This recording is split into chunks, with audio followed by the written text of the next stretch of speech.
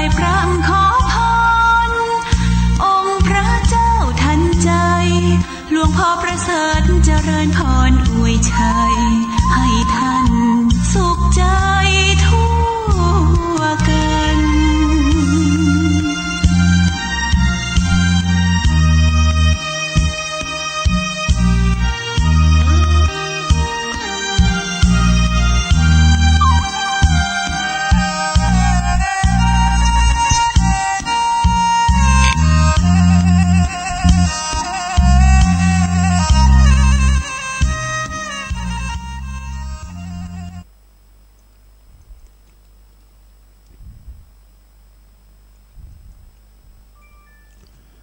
ถ้าศีลธรรม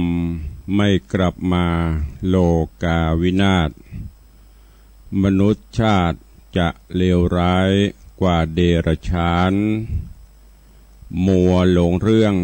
กินกามเกียรติเกลียดนิพพานล้วนดื้อด้านไม่เหนี่ยวรั้งบังคับใจอาชญากรรมเกิดกระหน่ำลงในโลกมีเลือดโชคแดงฉานแล้วซ่านไหลเพราะบ้ากินบ้ากามซามเกินไปบ้าเกียรติก็พอไม่ได้ให้เมาตนอยากครองเมืองครองโลกโยกกันใหญ่ไม่มีใครเมตตาใครให้สับสนขอศีลธรรมได้กลับมาพาหมู่คนให้ผ่านพ้นวิกฤตการทันเวลาขอยกมือ10 นิ้วกราบนอบน้อมอย่างพระติรัตนเกี่ยวเจ้าตั้ง3 ประการอันไม่มีพระพุทธพระธรรมพระสงฆ์อันเป็นสรณะที่เปิ่งตีเคารพนับถืออันสูงสุดในชีวิตกราบคารวะแตบไตไวสาปุญญาปรมีธรรมพระมหาเถรานุเถระครูบาสังฆเถระเจ้าอันหมายมีพระเดชพระคุณหลวงปู่พระพรหมมงคลที่ปรึกษาเจ้าคณะภาค7เจ้าอาวาสวัดพระธาตุเจ้าสี่จอมตองพระเดชพระคุณหลวงป่อท่านเจ้าคุณพระเทพโกศลที่ปรึกษาเจ้าคณะภาค7เจ้าอาวาสวัดศรีโสดาพระอารามหลวงพระเดชพระคุณหลวงป่อท่านเจ้าคุณพระธรรมราชานุวัตรเจ้าคณะภาค6เจ้าอาวาสวัดพระแก้วจังหวัดเชียงรายพระเดชพระคุณหลวงป่อท่านเจ้าคุณพระเทพปริยัติเจ้าคณะจังหวัดเชียงใหม่เจ้าอาวาสวัด7 ยอดพระอารามหลวงอำเภอเมืองเชียงใหม่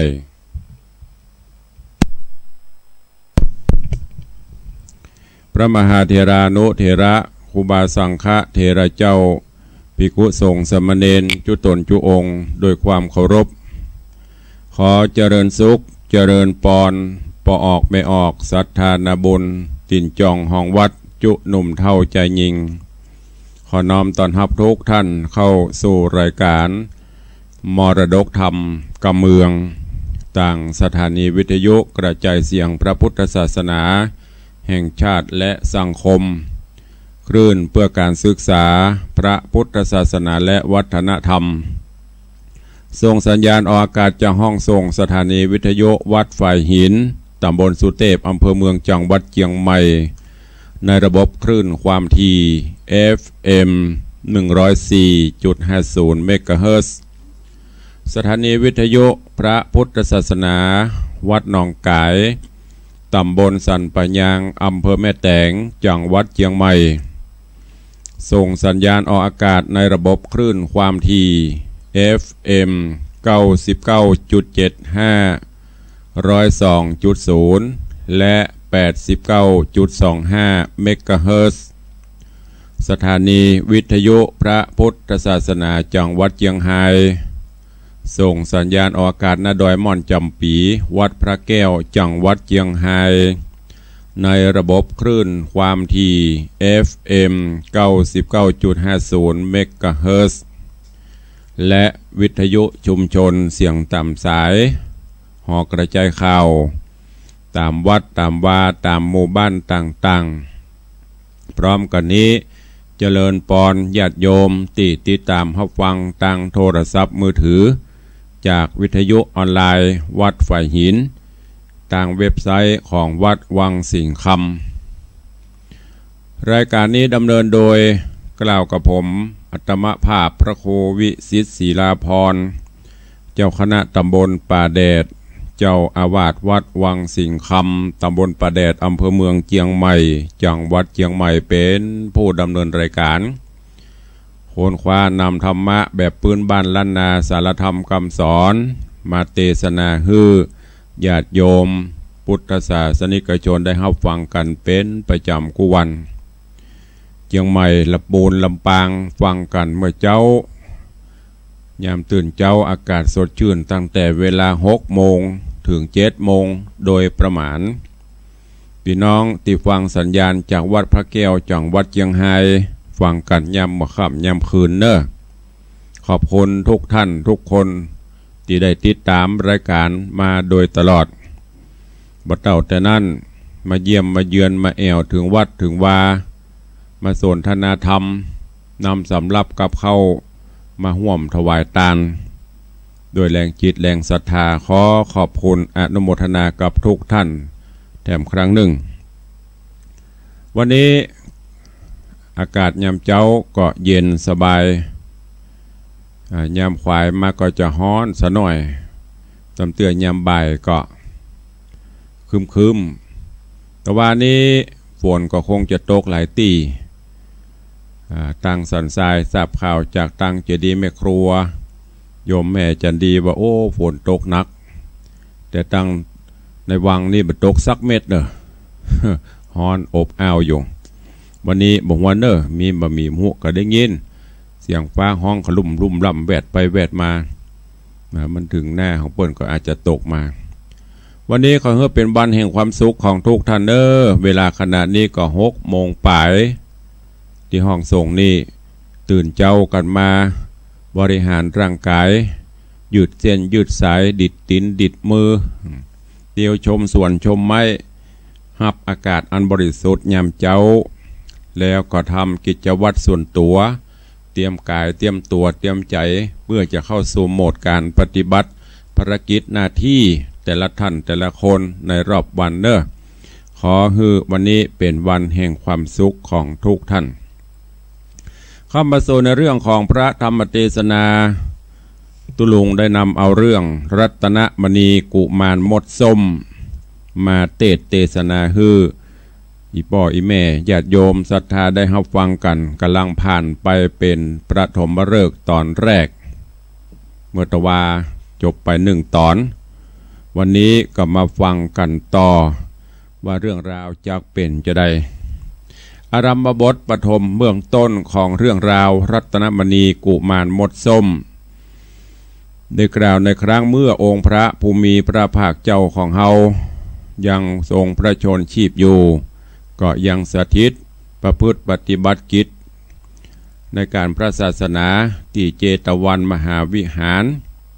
ณที่นั้นก็เป็นประจำกุวันก็จะต้องมีกิจอยู่อันหนึ่งก็คือโปรดเมตตาเทศนาธรรมบรรยายธรรมคือกับพุทธศาสนิกชนผู้สนใจใครในธรรมตลอดจนภิกขุสาวกะทั้งหลายทุกวันจะต้องมาพร้อมกันณโรงสภาวธรรมสภาวกธรรมเพื่อที่จะฟังน้ำฟังธรรมวันนี้ก็เช่นเดียวกันภิกขุสงฆ์ทั้งหลายก็ป้ากันมาสู่ยังโฮงธรรมหรือว่าถ้าบัดเดียวก็คือวิหารหรือศาลาธรรมเด้อเพื่อที่จะท่าฟังน้ำฟังธรรมของพระพุทธเจ้าแล้วก็ได้อูจากันเกี่ยวกับเรื่องกับเราต่างๆนานาในพระพุทธศาสนาในหลักธรรมคำสอนและในขณะนั้นพระพุทธองค์ก็ได้ยกเอาเรื่องราวของรัตนมณีขึ้นมาเทศนาฮือกับภิกขุสงฆ์ทั้งหลายได้สดับรับฟังกันว่า ในอดีตการเมื่อนานมานักแก่แล้วก็มีครอบครัวอยู่ครอบครัวหนึ่งมีชื่อสามีกามีชื่อว่าโกพิตาก็โกพิตาเมียก็คือจันตามณีก็อยู่ด้วยความผาสุกร่มเย็นและถึงคราวที่โพธิสัตว์เจ้าจะต้องลงมาจุติบังเกิดในมนุษย์โลกเราเทวดาทั้งหลายตลอดจนองค์อมรินทร์พระอินทร์เจ้าฟ้าก็ได้ไปกราบทูลอาราธนาเทพบุตรผู้ที่มดบุญจากสวงสวรรค์จะต้องลงมาจุติอยู่ในโลกมนุษย์เพื่อที่จะได้สร้างโพธิสมภารโปรดเวนยสัตว์ทั้งหลายองค์อมรินทร์พระอินทร์เจ้าฟ้าก็ได้กราบทูลคือได้ลงมาสู่ยังมนุษย์โลกเมืองคนซึ่งก่อนที่จะได้เสด็จลงมานั่นก็ตั้งสีภริยาของโกพิตาคือจันตามณีก็ได้ฝานหันแล้วก็นำเรื่องราวนี้ไปไปจ่าฮือกับโกพิตาได้หูโกพิตาก็ได้ว่าน้องเหยคงจะมีผู้มีบุญได้มาจุติมาเกิดในต้อง ตอนนี้ไปคือน้องดูแลรักษาต้องรักษาคันให้ดีเนอะจะไปกินสโลสละจะไปกินไปเลยเนอะบอกว่าของเพชรของเกมของฝาดอย่างต่างๆที่เคยมักเคยอย่างเกาะขอคือน้องได้ลดบางเหี่ยก่อนแล้วก็คืออยู่กับบ้านกับจองเนอะป่าไม้ก็มันต้องไปหลัวเลยยังก็บ่ต้องไปเอาละเพราะกลัวจะเข็บแมงป่องงูเงี้ยวเกี้ยวก่อนจะมาตอดมาคบเอาคืออยู่แต่ในคุ้มในบ้านกับเปาะ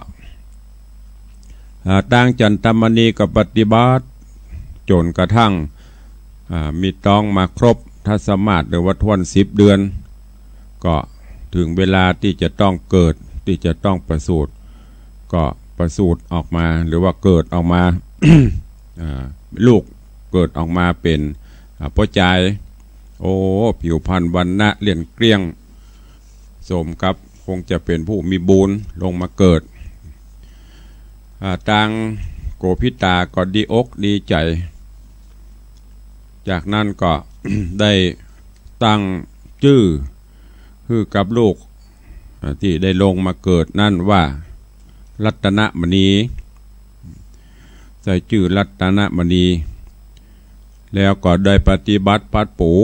เลี้ยงดูปู่เสื่อมาตลอดจนลูกก็ใหญ่หน้ากาบานขึ้นมาเรื่อยๆได้ประมาณขวบปลายก็ หูจักฝึกเตียวฝึกหยังละหูจ่าหมอกหน้าฮักหน้าจังนี่เด้อโยมาลูกได้ขวบปลายถึงเวลากรรมถ้าจะมาหอดมาเติงที่จะต้องได้ปัดได้พรากกันต่างโกพิตาผู้เป็นป้อก็รู้สึกว่ามีโรคภัยไข้เจ็บเข้ามาเบียดมาเบียนต่างสีภริยาก็หายามาฮื้อก้อยๆประคับประคองกันไปดูแลพ่อกอยกันไปแต่ว่ากรรมหรือว่ามัจจุราชความตายมันมีไผที่จะเอาป้นโกพิตาก็รู้สึกว่ามันเป็นอย่างกินข้าวกินน้ำกับบะลำจังปากจางคอธาตุทั้งสี่ก็ยังมาคว่ำเขือกบาลานกันละธาตุทั้งสี่สามัคคีกันร่างกายก็เอาบ่ไหวอยู่ในก็ขยักกินกันน้ำนะก็น้ำเพื่อกินการกินไปเพราะว่าจะทำพิธีอย่างฮื้อต่างๆอย่างปัจจุบันเนี่ยเนาะปูจาเข้ากุปีกาฟังเทศฟังธรรมสืบชะตากาก็มีกระทรงกับสุดจนกระทั่งถึงเวลาที่จะต้องจากโกพิตาก็มาจุติตายละฮือกับจันตามณีกับรัตนมณี อยู่ด้วยกันโอ้ถึงสองก็มาแสนโศกาโศกทุกข์โดยเฉพาะต่างจินตะอาจารย์ตามณีก็โอ้อยู่ด้วยกันมากำลังมีลูกมีเต้าจะได้อยู่ด้วยกันยังมีความสุขบ้านบั่นใจโอ้ยเนาะผัวขิ้นก็มาจากมาตายไปเดี๋ยวเนี้ยจะได้แต่ว่ากำลังเทศนาลำดับมาถึงตัดตินี้เวลาก็โมดลงวันนี้เราก็มาฟังกันต่อในตอนที่สองของรัตนมณีกุมารมดส้มว่าจะเป็นจะได้หลังจากที่ผัวคือโกพิตาได้ลาลับดับสังขารไปจันตามณีรัตนมณีสองแม่ลูกจะต้องผจญชะตากรรมอันยังและอันยังจะเกิดขึ้นต่อไปขอเจริญปอนญาติโยมทั้งหลายตั้งอกตั้งใจฟังพระธรรมเทศนาปื้นเมืองเหนือในเรื่องรัตนมณีกุมารมดส้มในตอนที่สองต่อไปณโอกาสบัดนี้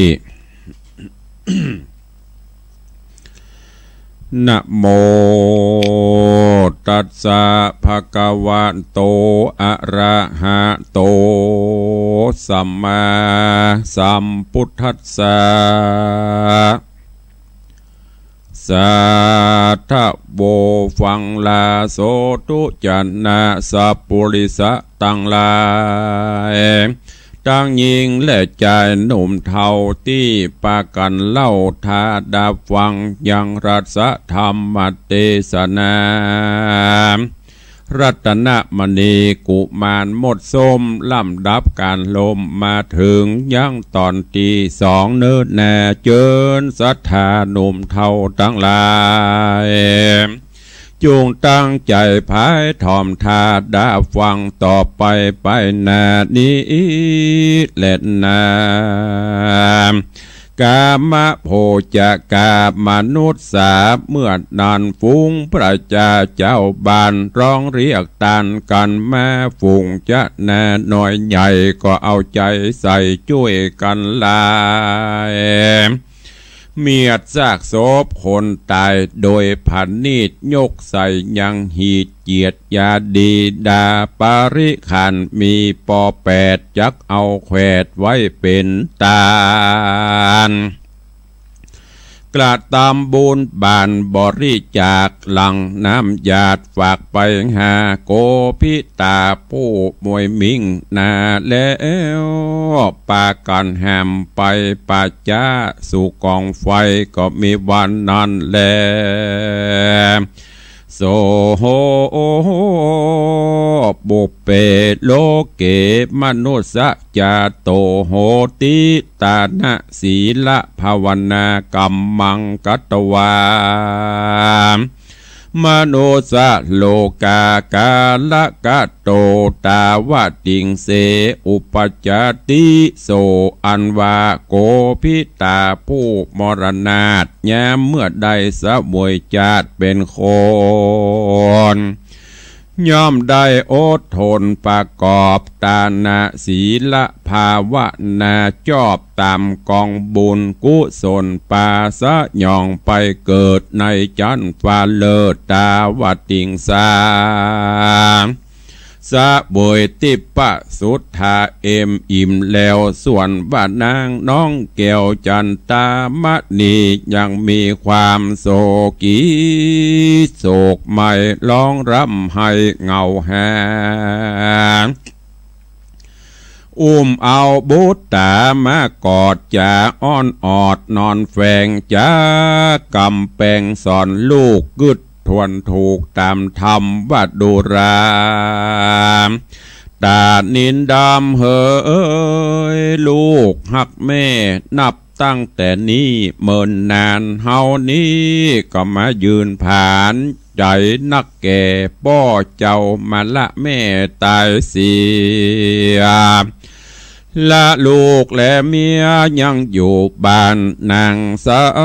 ำกล่าวตานว่าอาโห ตุกขังจติ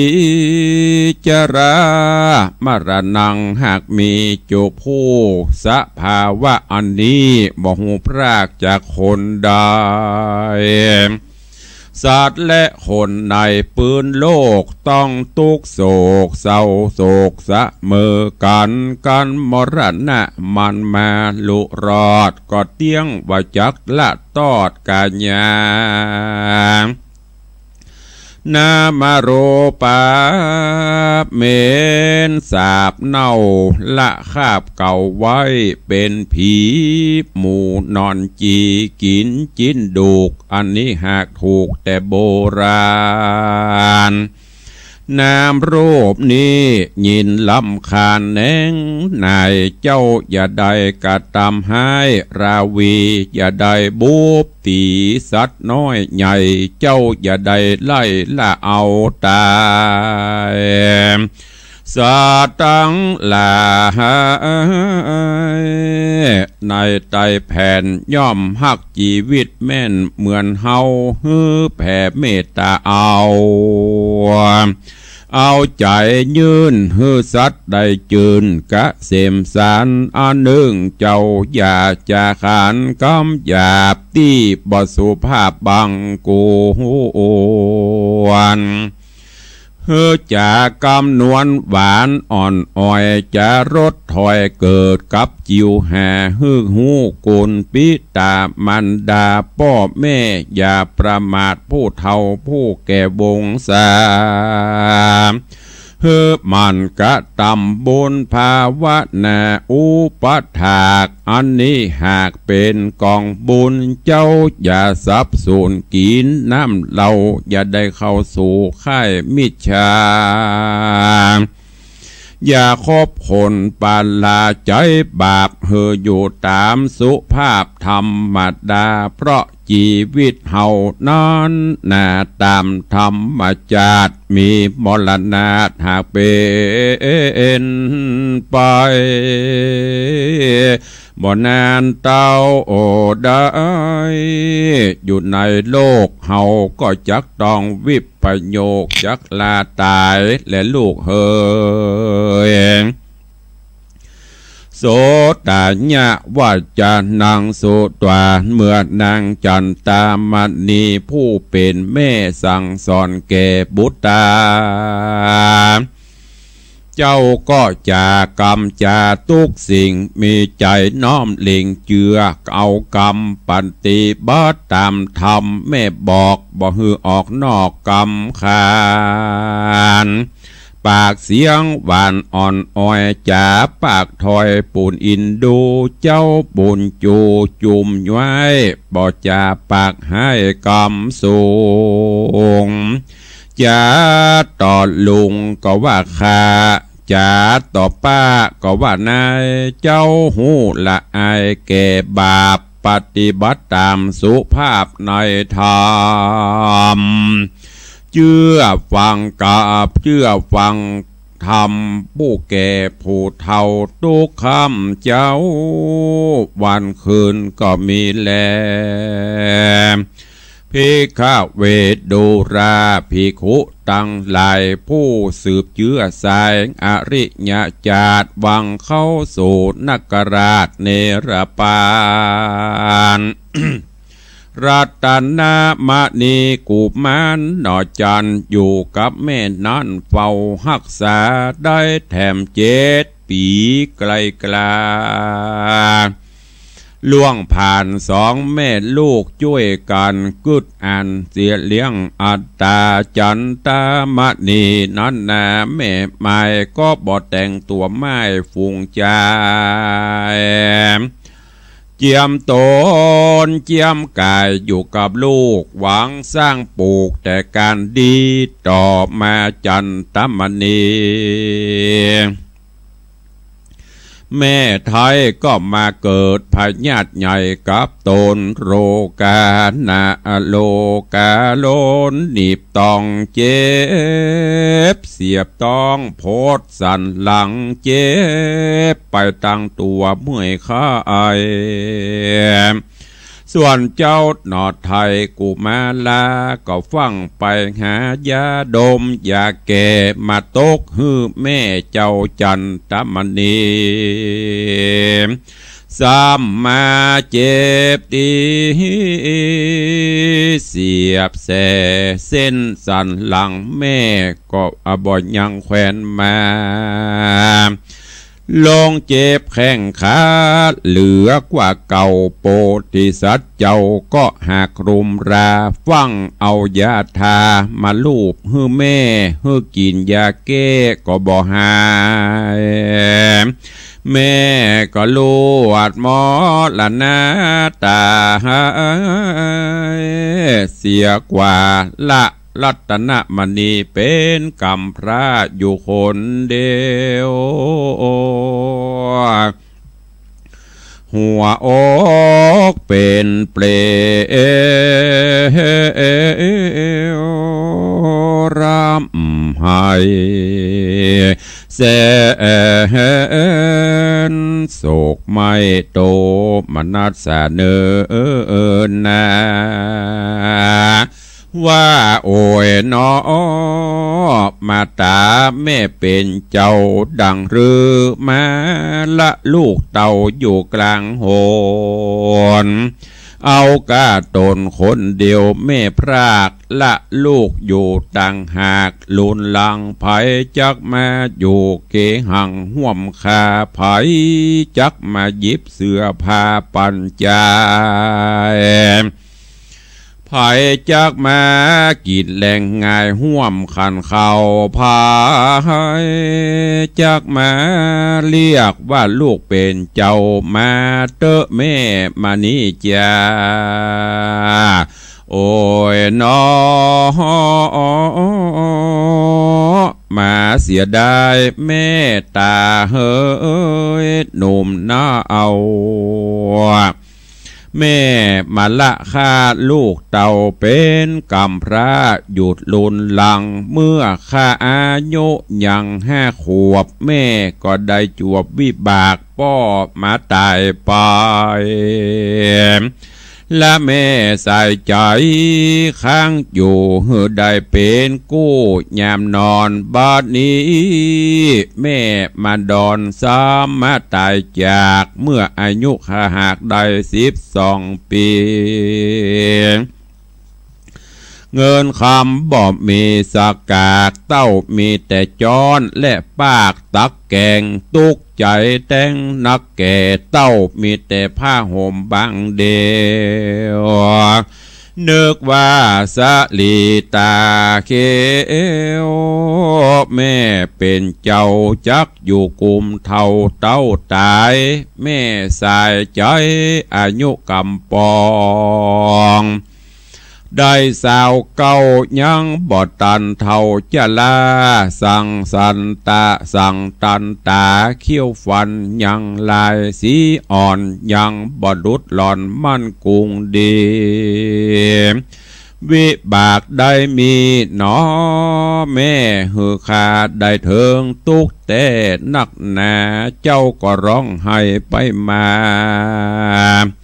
กลิ้งเกลือกเนื้อตองเตื้อกกลางเวงหาว่าโอ้ยน้อมาตาเฮ้ยแม่เป็นเจ้าขอเอาข้าลูกเต่าตายตามก็ยังประเสริฐงามกว่าอยู่ขอผีแม่เป็นเจ้าฟังกำฟู่แล้วเอาไปแด่เตอะโสปันนาโพธิสัตโต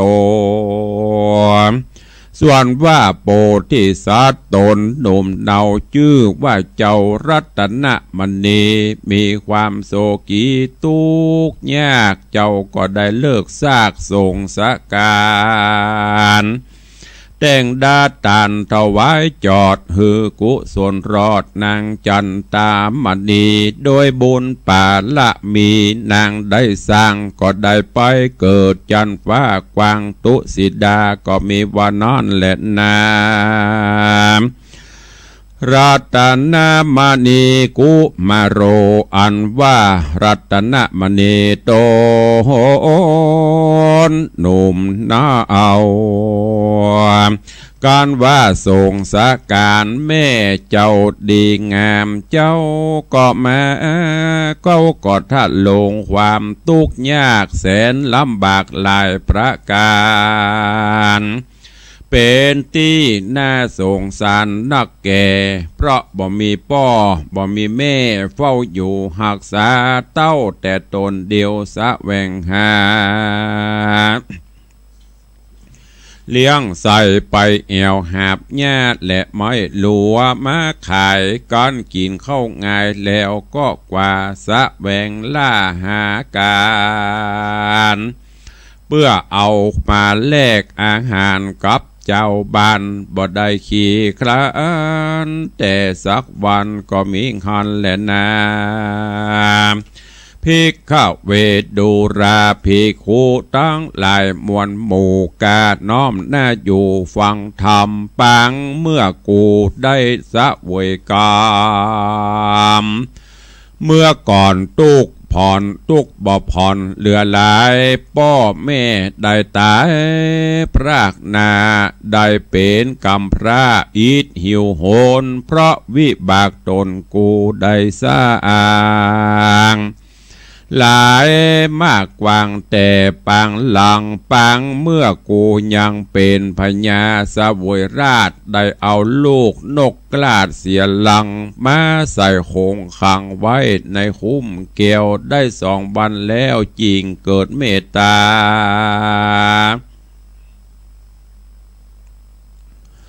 ในตัวสากุนานกหน่อยยิ่งได้ปล่อยวางไปเข้าสู่วะเนในดงป่านกน้อยบินล่าหาแม่มาตาวิบากนั้นมาตอบสาย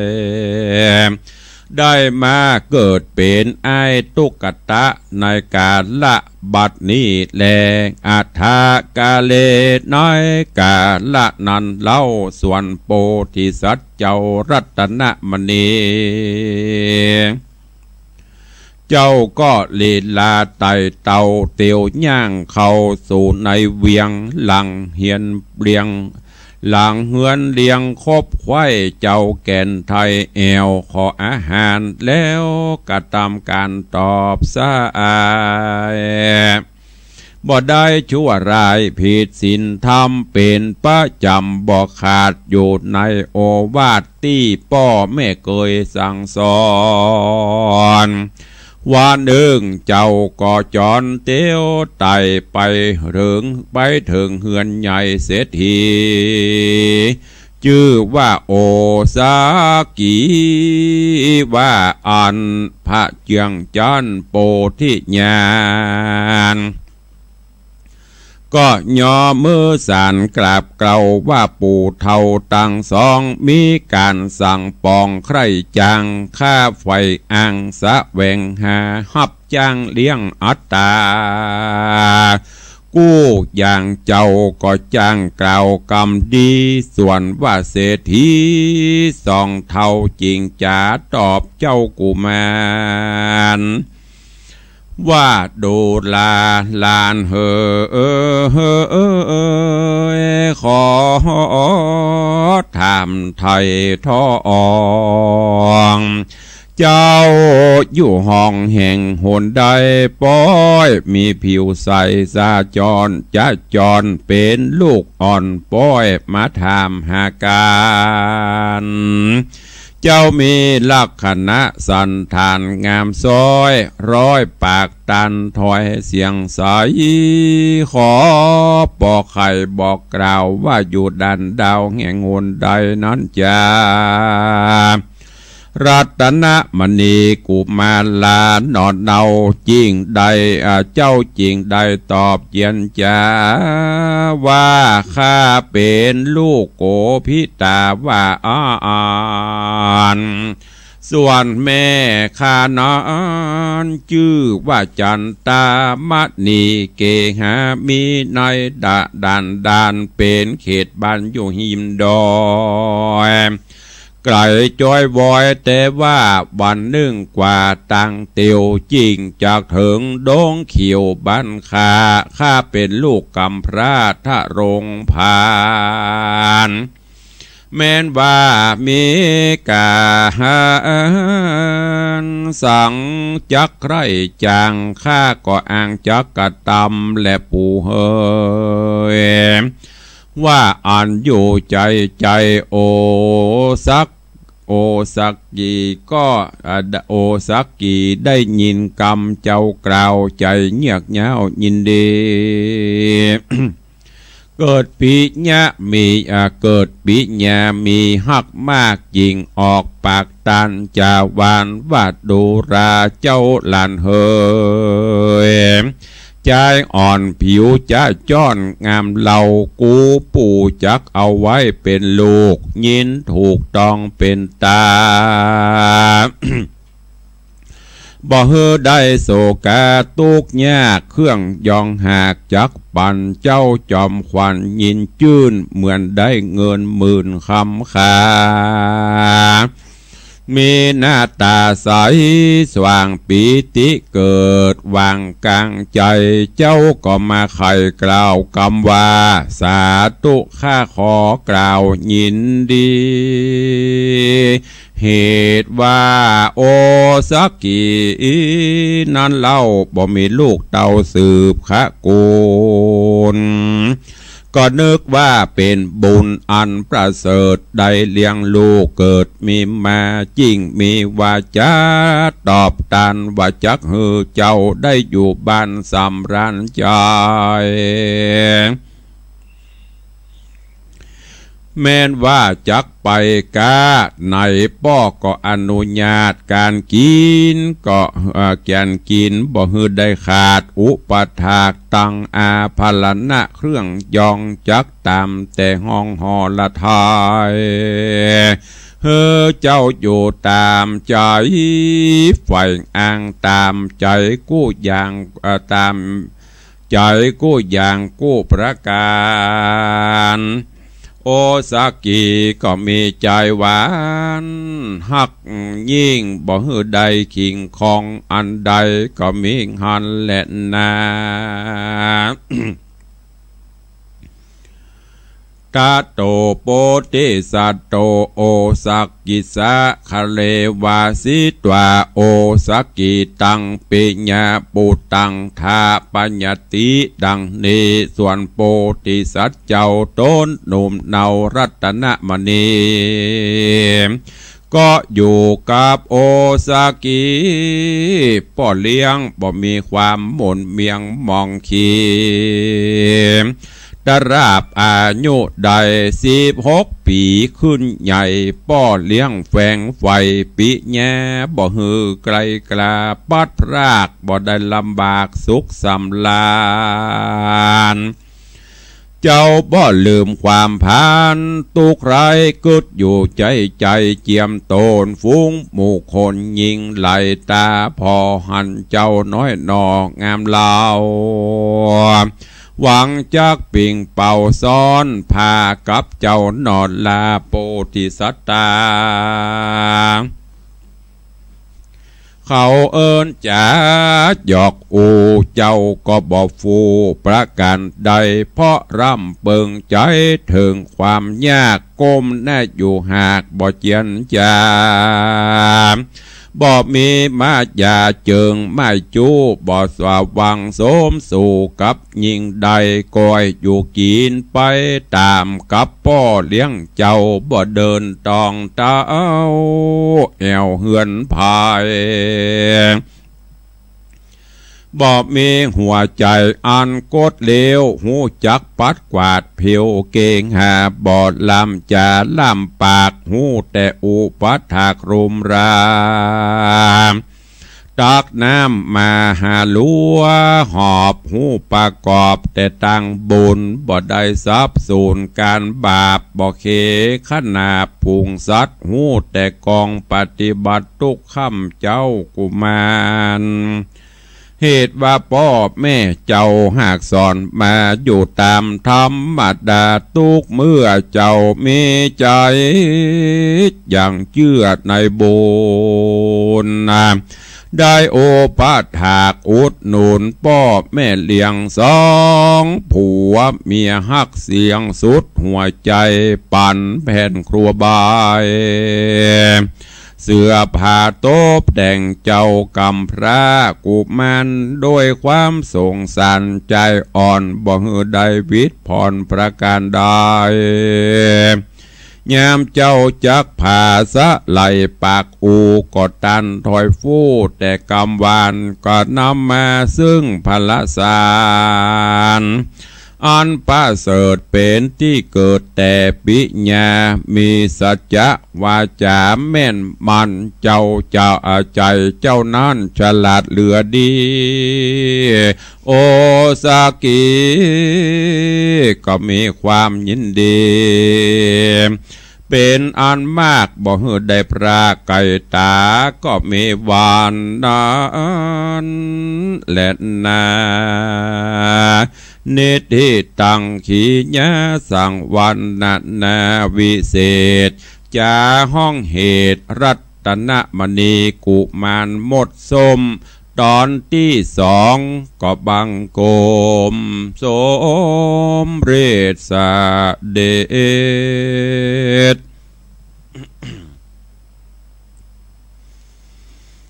ญาติโยมศรัทธานาบุญเฮาเจ้าข้าทั้งหลายได้ติดตามรับฟังธรรมเทศนาปืนเมืองเหนือในเรื่องรัตนมณีกุมารหมดสมจบผ่านไปแถมตอนหนึ่งก็เรื่องราวเริ่มเศร้าซอยเงาง้อยนับตั้งแต่โพธิสัตว์เจ้ารัตนมณีมาเกิดโอ้พ่อแม่ก็ฮือความฮักความเอื้ออาทรอินดูเลี้ยงดูปูเสือเป็นอย่างดียิ่งลินบ่ฮือไตให้บ่ฮือตอมยุงก็บ่ฮือครบจนว่าผ่านไปประมาณ1 ปีพ่อก็ตายจากไปต่างรัตนมณีก็อยู่กับจันตามณีแม่เจ้ามาโอ้อยู่ไปกลับมาถึงมาฮอดมาเติงแม่ก็ซ้ำมาตายฮะเมาะเอาคำนี้เนี่ยจะได้กำพาป้อยังแขวนกำพาแม่ตีนแขวนเนี่ยอันนี้ถึงป้อถึงแม่ลาปิกมดหมู่พี่น้องชาวบ้านทราบข่าวก็ป้ากันมาส่งสการตานขับตามเก้าหลักประเพณีเมื่อส่งสการตานขับหมดเรียบร้อยแล้วรัตนมณีก็อยู่คนเดียวไปจักระยะหนึ่งอยู่มาอยู่ไปโอ้จะเนี่ยจะใดเฮาจะว่าใหญ่ก็ยังมาใหญ่เตื้อก็เลยไปเสาะหับจ้างกะที่ไหนไปจะจ้างยิ่งอย่างเอามดโบหลัวกาหาบน้ำกาหนึ่งเข้าเป่าไฟเนี่ยให้ใส่สวนก็ใจมาเตอะจ้างมาเตอะเอามดจะเอาเฮงเขาตุบเอาเฮงเขาต่ำเอามีเฮงอย่างบะเดือดร้อนไอ้เด้อหลังจากนั้นก็ไปเสาะถามบ้านป่อเสียทีแม่เสียทีว่ามีอันหยังที่จะฮือใจฮือหยังพ่องเพิ่นก็ถามเรื่องราวต่างๆเป็นลูกไผเป็นลูกเต้าเหล่าไผอยู่ที่ไหนความเป็นอยู่เป็นจะได้รัตนมณีก็เล่าเรื่องต้นสายไปเหตุฮือฟังโอ้พอได้ฟังอย่างอี้ปิติยินดีก็เกิดขึ้นแล้วก็ประกอบกับว่าเป็นบุญเป็นกุศลของทั้งสองตัวที่จะได้มาพบมาปะกันในตอนนี้โอสักกีก็เลยฮับเอารัตนมณีเอาไปเป็นลูกเป็นเต้าดูแลพ่อกวยกันไปมา โปธิสัตว์เจ้ารัตนมณีก็ดูแลพอกไว้เพียวกวาดทำความสะอาดบ้านจองหอเฮือนซักผ้าซักครัวอย่างต่างๆเหล่านี้จนเป็นที่ฮักเป็นที่ใครของกับป้อมเลี้ยงใหม่คือโอซากินี่เรื่องราวจักเป็นจะได้ก็ค่อยติดตามฟังกันในตอนที่3เนอะก็จะได้นำมาเทศนาฮือกับญาติโยมได้สดับรับฟังกันไปเป็นตอนตามเวลาที่เปิ้นฮือมาจนกว่าจะจบหมดเวลาไปเนอะก็ติดตามติดตามรับฟังกันในตอนต่อไป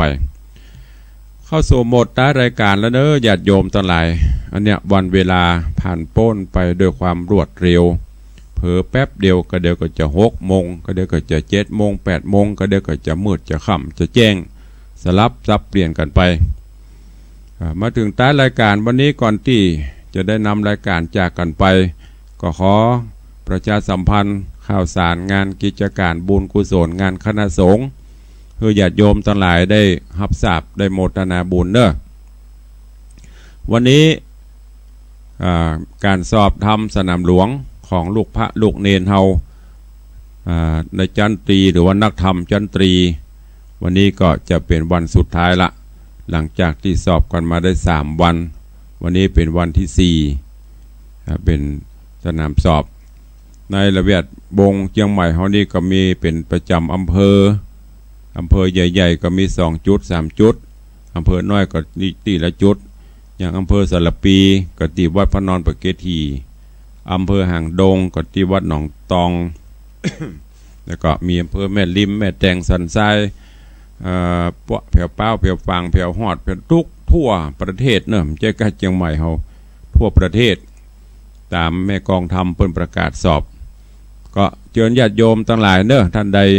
ใครมีเจตนาใครไปถวายน้ำปนะแต่ลูกพระลูกเนนที่สอบก็เชิญได้ในเวียงเขานี่มี3 จุดเนอะที่วัดศรีโสดา1 จุดที่วัดพระสิงห์แล้วก็ที่วัดเชตุพนเนอะก็ใกล้ที่ไหนใครไปตานน้ำไปห่วมถวายเพลก็เจริญปอนเจิญเนอะปีนี้ออกพรรษาก็ตัดวันเดือนเพ็ญปุดออกพรรษาวันที่24คืนวันที่23หลังเที่ยงคืนไปก็คือวันที่24เนอะตั้งแต่เที่ยงปลายไปเพิ่นก็จะมีการทำบุญตักบาตรพระอุปคุตเนอะหลายที่หลายตัง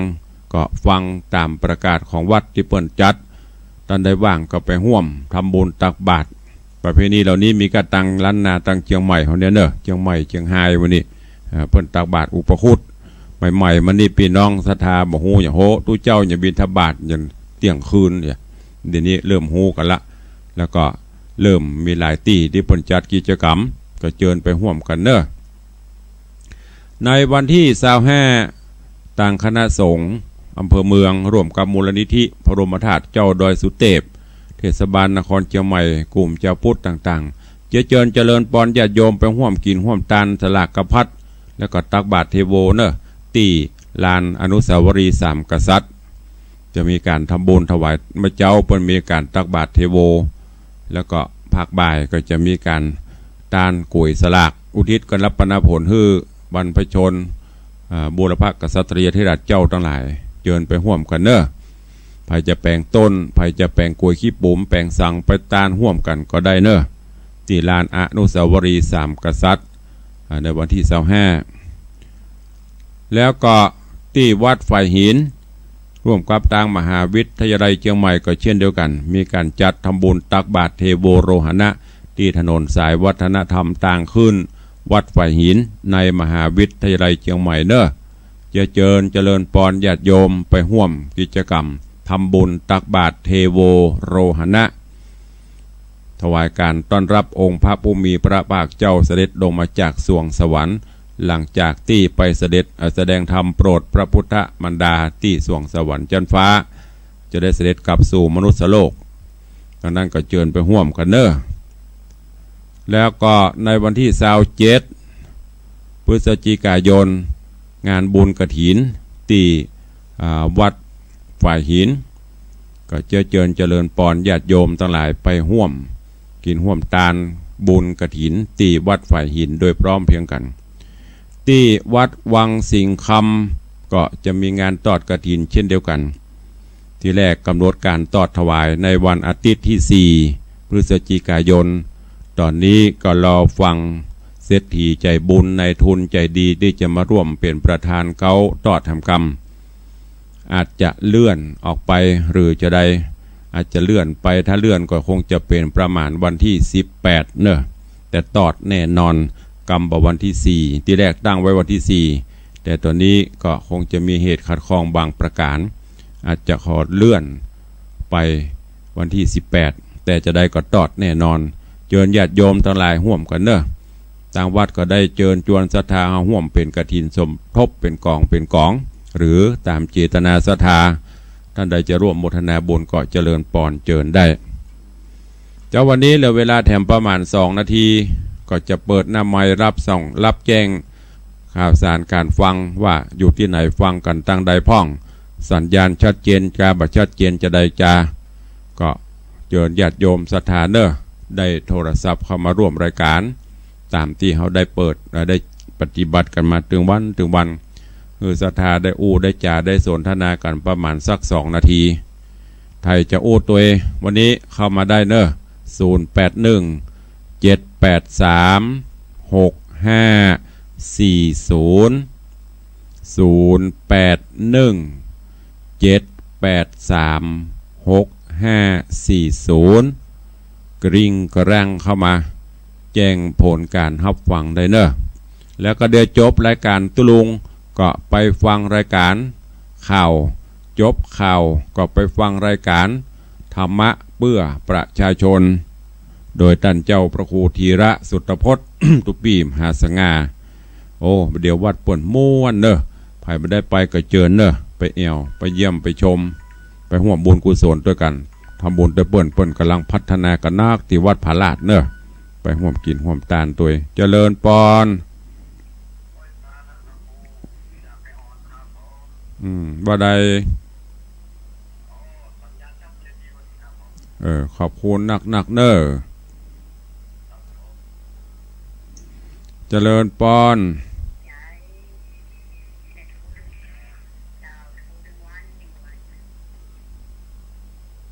ว่าใดว่ามาเลยแม่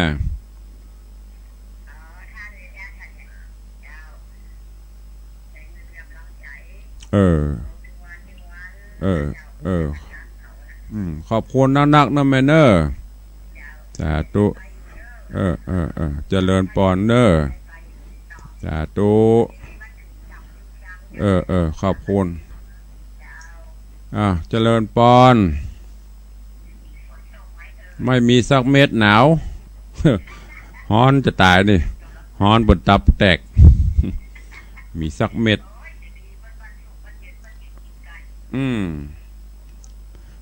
บ้านบูนนักอย่านี่แห้งฮ้อน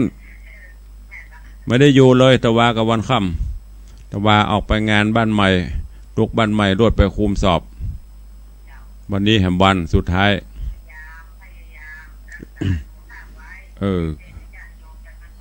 ก็นั่นนะเสียงแหบเสียงแห้งเตดไปตะกี้เตดไปเตดไปตะกี้จังวีบรับนี่ โอ้ยเอาเข้าอู้ไปอย่ามูไปวะมันมีสปะนะนั่นนะขอบคุณนักเด้อสาธุเจริญปอนเด้อวันนี้เวลาหมดเวลานำรายการจากไปก่อนเด้อขอบคุณทุกเสียงทุกสายที่โทรเข้ามาคือกำลังใจกันเด้ออยู่ดีมีสุขเหมือนกันจุตนจุองจุผู้จุโคนเนอร์จัตตารโอธรรมาวัตันติอายุวันโนสุขังพลัง